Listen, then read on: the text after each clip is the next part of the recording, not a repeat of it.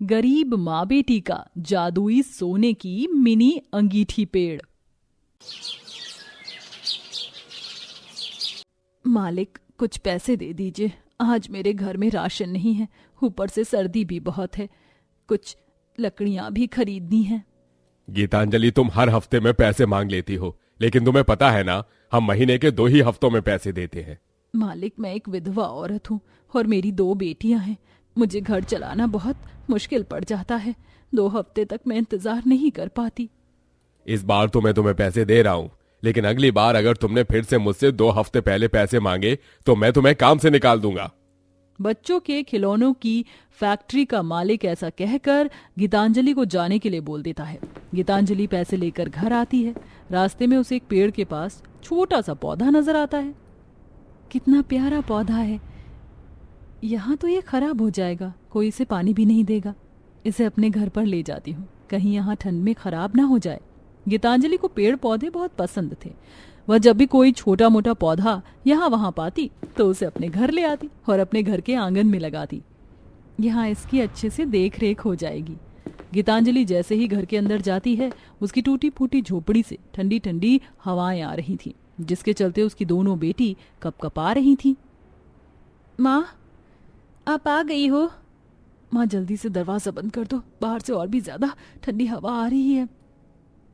सही कहा तुमने, बहुत ठंड हो रही है। गीतांजलि दरवाजा लगा देती है और लाई हुई लकड़ियों से घर के अंदर ही चूल्हे पर खाना बनाने लगती है।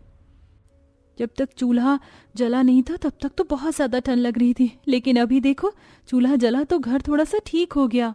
गीतांजलि की बेटी प्रिया ऐसा कहती ही है कि तभी उसकी पड़ोस की सहेली सावित्री घर आ जाती है। अरे गीतांजलि, कहाँ है तू?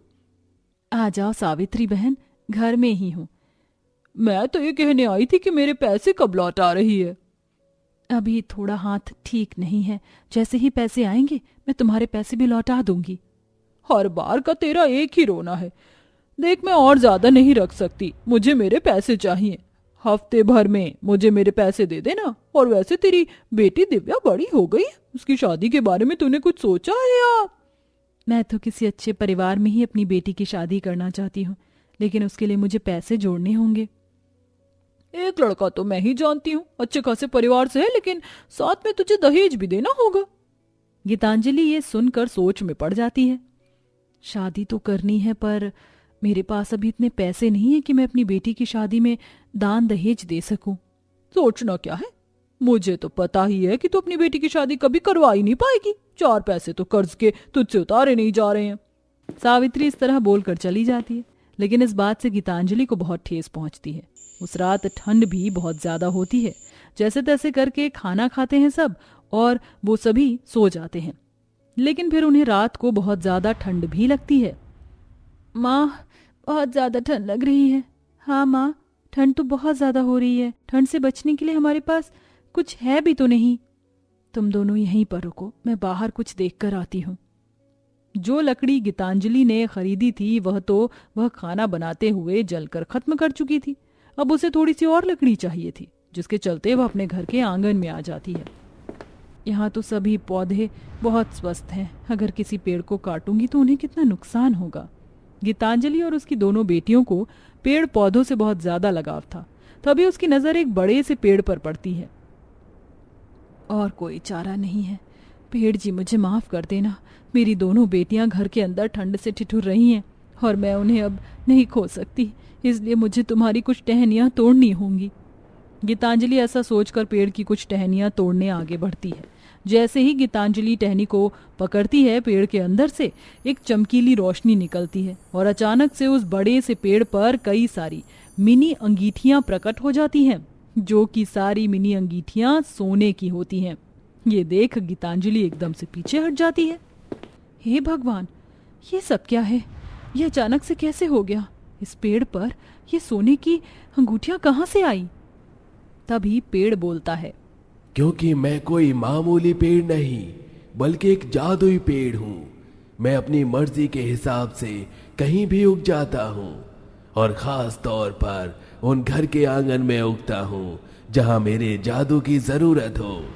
मैं रोजाना देखता हूँ तुम बहुत परेशान हो। इसलिए आज मैं तुम्हारी मदद करना चाहता हूँ। मेरे इस जादुई पेड़ से एक मीनिंग सोने की अंगूठी तोड़कर उसमें एक माचिस की तिल्ली जलाकर डालना। उसके बाद मेरी जादुई अंगीठी का कमाल देखना। यह सुनकर गीतांजलि हैरान रह जाती है और वह पेड़ के कहने पर एक मिनी अंगीठी तोड़कर उसके अंदर एक माचिस की तीली जलाकर डालती है, जिसके बाद एक चमकीली रोशनी निकलती है और उस रोशनी के चलते अंगीठी मिनी अंगीठी से अपने नॉर्मल साइज पर आ जाती है और मिनी अंगीठी सोने के सिक्के देने लगती है। अरे वाह, ये तो सच में बहुत कमाल की जादुई अंगीठी है। आज से ये अंगीठी तुम्हारी हुई, जाओ इसका इस्तेमाल कर सकती हो। गीतांजलि उस अंगीठी को घर के अंदर ले आती है और ठंडी जगह पर वह जगह गर्म हो जाती है, जिससे लोगों को सर्दी कम लगने लगती है। माँ, ये अंगीठी कहाँ से लाई? सोने की तरह चमक रही है और देखो ना, जब से ये अंगीठी इस घर में अंदर आई है तब से पूरा घर गर्म हो रखा है। बेटी, एक जादुई अंगीठी है जो मुझे जादुई पेड़ से मिली है। इसमें माचिस की तीली जलाकर डालने पर सोने के सिक्के बाहर आते हैं और ये ठंडी जगह पर गर्म हो जाती है। यह सुनकर दिव्या और प्रिया दोनों हैरान रह जाती हैं। तभी गीतांजलि उसमें माचिस की तीली जलाकर डालती है, जिसके बाद और सोने के सिक्के निकल आते हैं। अब तो मैं अपनी बेटी की शादी भी करवा सकती हूँ। बड़ी मेहनत करके पैसे जोड़ने की कोशिश कर रही थी, लेकिन एक भी पैसा जोड़ नहीं पा रही थी। गीतांजलि बहुत खुश होती है। वह उन सोने के सिक्के को सुनार की दुकान पर लेकर जाती है और उनसे अपनी बेटी की शादी के लिए सोने की ज्वेलरी भी बनवा लेती है और कुछ सिक्के बेचकर वह पैसे ले लेती है, जिसके बाद वह अपनी बेटी दिव्या का अच्छे घर में रिश्ता करती है और खूब सारा दहेज भी देती है।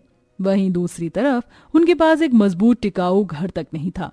गीतांजलि माचिस की तीली डालकर मिनी अंगीठी को बड़ा करती है और उसके अंदर से निकाले हुए सोने के सिक्कों से वह अपना खुद का घर बनाती है।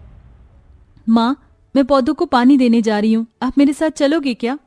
इन पौधों की सेवा करने से ही तो मुझे इतना फल मिला है, भला मैं क्यों नहीं चलूंगी। चलो एक साथ सभी पौधों को पानी देते हैं। गीतांजलि और प्रिया दोनों घर के आंगन में पौधों को पानी दे रही होती हैं। तभी बहुत बुरी हालत में एक लड़की गीतांजलि के पास आती है, जिसका आधा चेहरा जल चुका था। अरे ये क्या, तुम्हारा चेहरा ऐसा क्यों हो रखा है? कुछ लड़कों ने मेरे साथ बहुत बुरा किया, मेरे चेहरे पर तेजाब फेंक दिया है और अब मुझसे कोई शादी भी नहीं कर रहे। मेरे परिवार वालों ने भी मुझे छोड़ दिया है। मेरी मदद करो, कुछ खाने को दे दो। ये सुन गीतांजलि बहुत हैरान रह जाती है, जिसके बाद उसे कुछ समझ नहीं आता। तब वह जादुई पेड़ के पास जाती है और उसके ऊपर से एक सोने की अंगीठी तोड़ लेती है और अंगीठी उस लड़की को देती है। तुम्हारा थोड़ा बहुत दुख तो समझ सकती हूँ, मैं इसीलिए तुम्हें ये जादू की अंगीठी दे रही हूँ। ये सोने की जादुई अंगीठी बहुत कमाल की है। इसके अंदर माचिस की एक तिल्ली डालना और उसके बाद तुम्हारी सारी परेशानियां खत्म हो जाएंगी। गीतांजलि ऐसा कहकर अंगीठी उस लड़की को पकड़ा देती है और साथ में उसे अपने घर पर बिठाकर खाना भी खिलाती है। वहीं वह लड़की उस अंगीठी को अपने साथ अपने घर ले आती है, जहां वह ठंड में टूटी फूटी झोपड़ी के अंदर रह रही थी। वह जैसे ही माचिस की तीली जलाकर अंगीठी के अंदर डालती है, अंगीठी बड़ी आकार में हो जाती है और उसके अंदर से सोने के सिक्के निकल आते हैं। अरे वाह, ये तो सच में कमाल की चीज है। ऐसी जादुई सोने की अंगीठी मैंने इससे पहले कभी नहीं देखी। भला हो उस औरत का जिसने मेरी मदद की। अब मैं इन सोने के सिक्कों से अपने चेहरे का इलाज करवाऊंगी। वह लड़की इस प्रकार गीतांजलि का बहुत शुक्रिया अदा करती है और उसे बहुत सारी दुआएं भी देती है। अंगीठी के अंदर से निकले हुए सोने के सिक्कों से वह लड़की हॉस्पिटल जाकर अपने चेहरे की सर्जरी करवा लेती है, जिसके बाद उसका चेहरा पहले की तरह नॉर्मल हो जाता है और कुछ ही समय में उसकी शादी भी हो जाती है, जिसके बाद वह खुशी खुशी रहने लगती है। और यहाँ गीतांजलि अपनी छोटी बेटी के साथ पर्यावरण को बरकरार बनाने के लिए जगह जगह पौधे लगाना शुरू कर देती है और साथ ही साथ मिनी जादुई अंगीठी सेवाओं से और भी गरीब बेचारे लोगों की मदद करती है।